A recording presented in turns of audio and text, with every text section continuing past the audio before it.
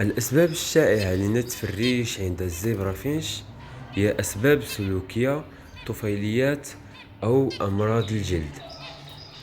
والسبب الآخر والذي سوف نتحدث عنه في هذا المقطع وهو التعب أو التوتر كسبب لنتف الأبوين لريش الفراخ. دعونا نواجه الأمر. فتغذية مجموعة من الفراخ الجائعة ليس بالأمر السهل، فإنها مهمة مرهقة للغاية ومكلفة جسديا على الوالدين. لذلك يجب أن تقدم لهم كل المساعدة بمصادر التغذية لكل من الآباء والفراخ. إذا كان الإجهاض مرتبطا بالتفريخ فسيحدث ذلك عادة أثناء عملية بناء العش أو بعد وقت قصير من إكمال فروخ للريش. لا تزال الفراخ في هذا السن تعتمد اعتمادا تاما على والديها في الحصول على الطعام، ولكنها ستفطم قريبا أيضا. من المحتمل أن يكون هذا هو أصعب وقت يمر به الطائر، وكونك صاحبه أيضا، ففي هذا السن سوف يطارد الوالدين وينقبون ويصرخون على صغارهم لبدء عملية الفطام، فذلك أمر عادي ولا داعي للذعر، إلا إذا رأيت الدم أو تعتقد أن الفراخ أصبحت أضعف بدلا من أن تكون أقوى. ما لم تشعر بأن حياة الفراخ معرضة للخطر فلا يجب عليك فصلهم أو نقل الوالدين، فإنهم بالفعل بحاجة إلى دعم من كل من الوالدين لتطوير وتعلم كل ما يحتاجون إلى معرفته ليكونوا جاهزين وبدورهم يصبحون آباء في فترة ما. في بعض الحالات يمكن أن يصبح العدوان الأبوي عنفا رهيبا، ولا يجب أن يكون كذلك، لكن من المفروض أن تحافظ على إعطاء الأطعمة الإضافية وإزالة العش وجميع المواد التعشيش أيضا. بالمناسبة الفراخ تعيد نمو الريش بسرعة كبيرة، فيمكنك أن تشاهد براعم الريش تنمو عبر الجلد في غضون بضعة أيام أو أسبوع من ملاحظة المناطق الصلعة.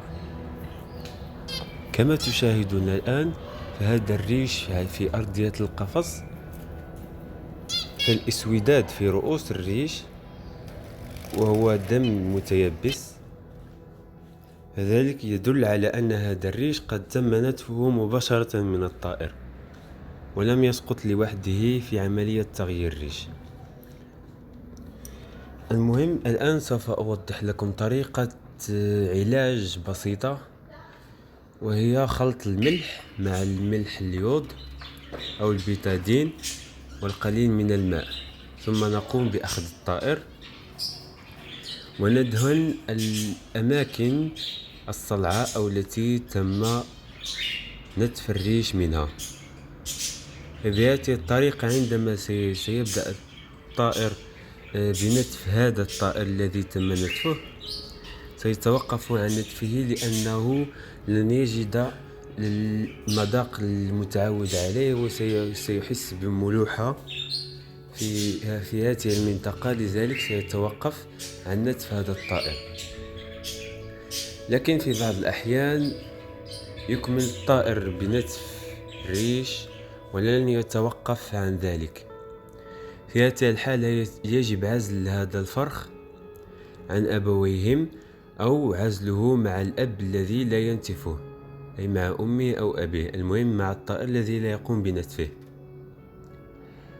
أو في حالة أخرى هي تأكيله يدويا حتى يفطم ويكبر. كما تشاهدون الآن سوف أعرض لكم كيف أصبح الطائر بعد نموه ووصوله لسن الفطام. بمجرد أن تتوقف الفراخ عن التسول من أجل الطعام يمكنك نقلها إلى قفص آخر. إذا صارت الأمور على ما يرام فإن الوالدين سيعودان إلى السلوك الطبيعي خلال الأيام أو الأسبوع المقبلين. سوف تكون الفراخ في هذه الفترة ريشا جديدا وتتطور إلى طيور بالغة. في بعض الأحيان عندما يحدث النتف يكون بسبب النظام الغذائي، فغالبا ما يكون ذلك بسبب نقص اليود أو الفيتامين د3. الاختلالات الغذائية يمكن أن تؤدي إلى نتف العصافير الأخرى، ولكن هذا أمر نادر. فللحصول على النواقص التي يحتاجها العصفور سيحاول أكل ريشه أو ريش الآخرين إذا كان مسيطرا في القفص. لذا لمعرفة النقص ليس من الممكن دائما معرفته بالضبط ما ينقص طائرك في النظام الغذائي، لكن غالبا ما يحتاج إلى اليود والأحماض الدهنية وبعض الفيتامينات الأخرى. عند التعامل مع مشكلة في النظام الغذائي من الأسهل تعويض كل شيء وتحسين النظام الغذائي من جميع الزوايا.